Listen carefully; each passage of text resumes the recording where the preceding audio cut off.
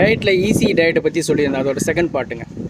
எதுக்காக சாதத்தை அந்த ரசம் ஊற்றியோ இல்லை தயிர் ஊற்றியோ கரைச்சி குடிக்க சொல்கிறேன்னா, சாதன்றது கார்போஹைட்ரேட் தான், ஓகேங்களா.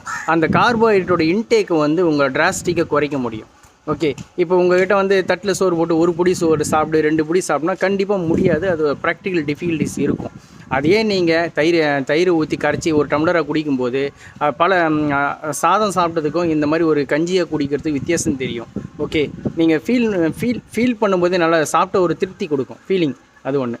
ரெண்டாவது, இதில் அடிஷ்னலாக சொல்ல மறந்தது, நான்வெஜ் சாப்பிட்றவங்களா இருந்தால் ஒரு வேளை 2 முட்டை மட்டும் சாப்பிட்லாம். அவிச்ச முட்டை, பொரிச்ச முட்டை சாப்பிடக்கூடாது. எண்ணெயில் ஏதாவது இந்த வானலில் போட்டு எண்ணெய் ஊற்றி பொரிக்கிற மாதிரி சாப்பிடாதீங்க. முடிஞ்சாலும் எண்ணெயை குறைக்கணும், அதுதான் நம்ம அஜெண்டா.